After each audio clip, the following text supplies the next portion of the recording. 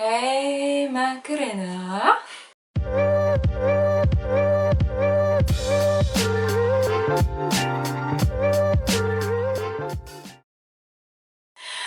Hi and welcome to a new Hints and Theories video, this time about episode number 8. And with that, welcome to this channel here. My name is Julia and I present you hints and theories that will hopefully help you figure out who the mole is. Not much time left till we finally get to know who the mole is, and I would say we dive right into all the hints and theories to this episode.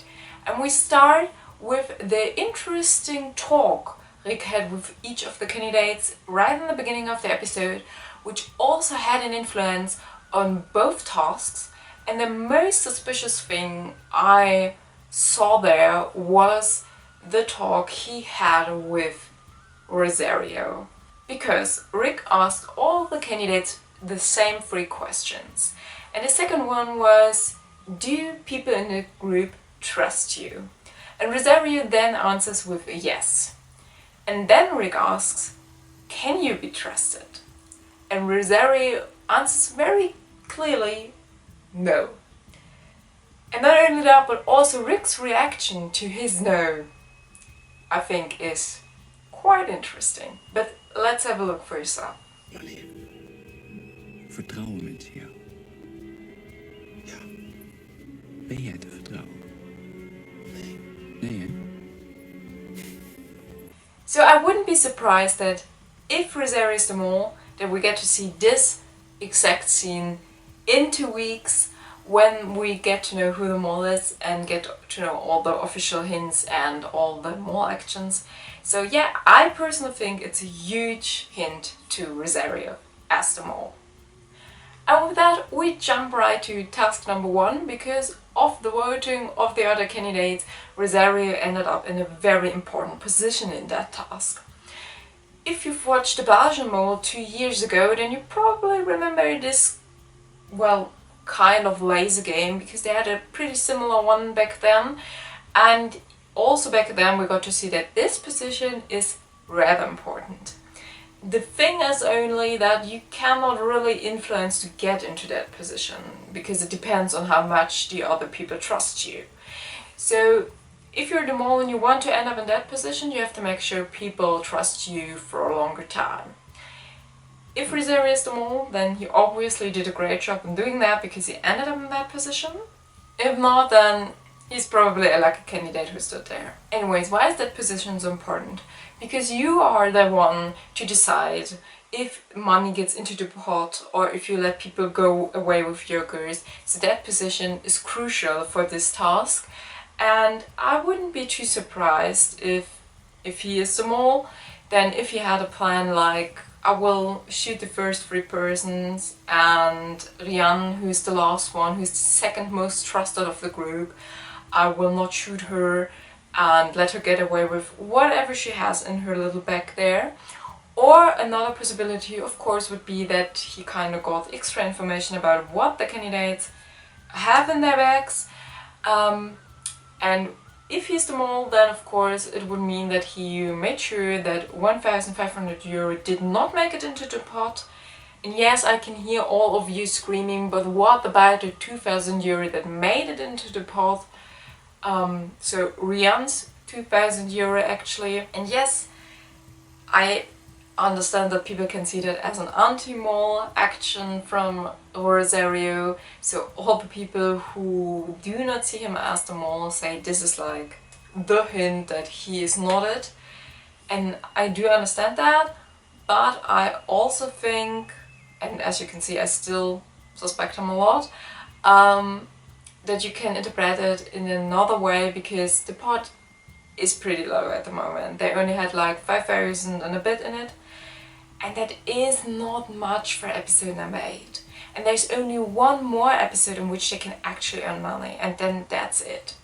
So the pot is pretty low, and of course I wouldn't want the season to end with a pot that is around about 6,000 or so. So I can also imagine that the production wants the pot to be a little bit higher at least. And for him, of course, it's also a great alibi that at least 2,000 were played into the pot, although 1,500 more didn't make it into the pot. And also, of course, if he's the mole, then he had done a great job in the last weeks, because so much money was played out of the pot or not played into the pot. So the mole actually does not need to do that much probably at that moment. And last but not least, a huge advantage of this position is, of course, that you always have a candidate alibi there, because you can always say, oh, I thought that person has jokers in the bag, that's why I shot him or her. And it's a bit unfortunate that it was money in the end, but yeah, I just thought they were jokers and I did not want that person to have jokers, and I wanted them for myself.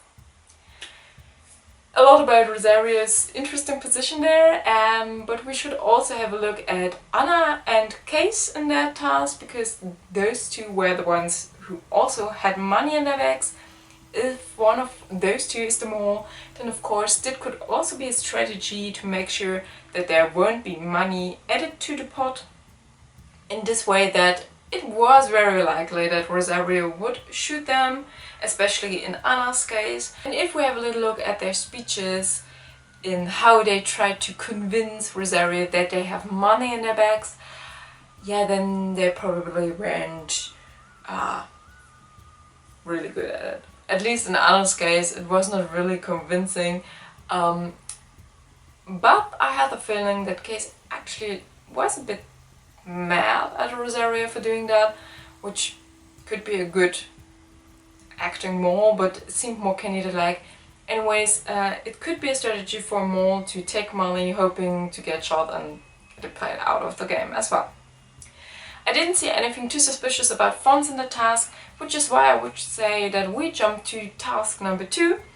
And talking about Fons, thanks to the voting in the beginning of the episode, he got in an important position in that task, because he had to make the sentences in the end.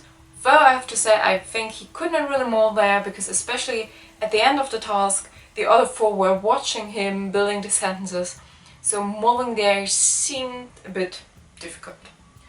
There's one interesting thing about the words themselves. So we had the cards with the words on it, and there was 2 times the word mole. Each boat fished one of those mole cards out of the water. One time it was Rian and the other time it was Anna, and yeah, that could also be a hint to Anna, because she is taking the word mole out of the water. Maybe, so to say, like the mole is fishing the word mole out of the water. So this could be a hint to Anna, but there's one more interesting thing about those mole cards. Because if we have a look at the finished sentences in the end, then there's only one sentence with the word mole in it. But we know that both mole cards were fished out of the water. And Fons in the end has 3 cards left, but none of them has the word mole on it. And Rick says that they have 4 cards left, which means 4 times minus money. But where's the 4th card? Where is the 4th card, which is very likely the one which had written mole on it? And it seems like there are only 2 options. The first one is that Fons made sure that this card is gone. And the second option is that this is the card which fell back into the water, because in one scene we got to hear Rian say the fact that one card made it back into the water, so maybe it's that one. But still, it's not very clear, and interesting that it happens to the mole card.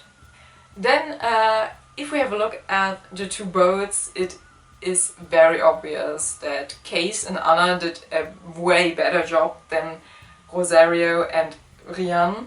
And also Rian in the end says that she thinks that Rosario really struggled with rowing. So, I mean, we got to see that it wasn't that easy, yeah? It wasn't like that water did not move at all. But still, we got to see in the example of Anna and Case that it was possible to do. So, I think that is a suspicious thing Rosario did. Last but not least about this task, an anti-mole action to Anna, because when they are watching Fons making up the sentences in the end, she actually helps a lot, because The struggle in this whole task was that they were missing verbs, and without verbs you can't form a proper grammatical correct sentence. So they have the word book there, and that one can be used in Dutch as a noun or as a verb. And Fons obviously thought to use it as a noun, but the problem was he was missing a verb. So Anna says you could also use that as a verb. And only with that they could actually make a second sentence. Wasn't that great of a sentence, but it was a correct one, and as Rick said, they counted it as a correct one, which in the end led to the fact that they could earn money at all, because if they only had one sentence and then the minus money from the leftover words, they would probably ended up with no money at all, and even had to hand money out of the pot to Rick. So at least they earned a little bit. So I do not see why a mole should do that. So I think it's an anti-mole action to Anna, because it was very crucial in that moment. Last but not least, one more hint to case, which has been going around in the fandom for quite some time now. Because if we have a look at the eliminations, then it appears that Case is always sitting behind the person who has to leave the game, and not only that, but he also grabs that person's shoulders once the red screen appeared. So people are interpreting that as a Judas kiss, so to say, like the mole is officially saying goodbye to its victim. Yeah, he has done that quite some times now, like actually every week. And of course this week again with Rian, he also tries to hug her pretty quickly, even maybe a bit quicker than Anna, who is sitting next to her. At least we can interpret it like that. So yeah, if it turns out that Case is the mole, then it seems very likely that we get to see this sort of saying goodbye, the mole saying goodbye to its victim in 2 weeks in the last episode.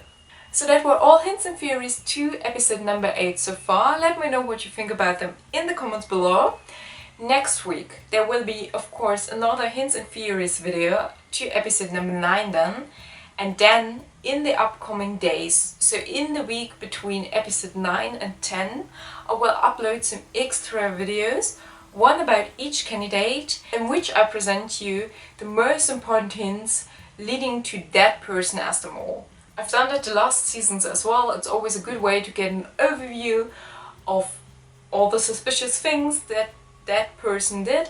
So if you want to get some more inspiration or still need some help in choosing your mole, I would really recommend to watch them. So if you do not want to miss any of those upcoming videos, and of course after episode number 10 we will talk about all we've seen there, make sure to subscribe to this channel here, follow me on Instagram, and share your thoughts and opinions in the comments below. Especially, please tell me who your mole is at the moment, because I have the feeling that people in the fandom are really going always. Now, I hope to see you back on next week when we will talk about episode number 9. Until then, bye!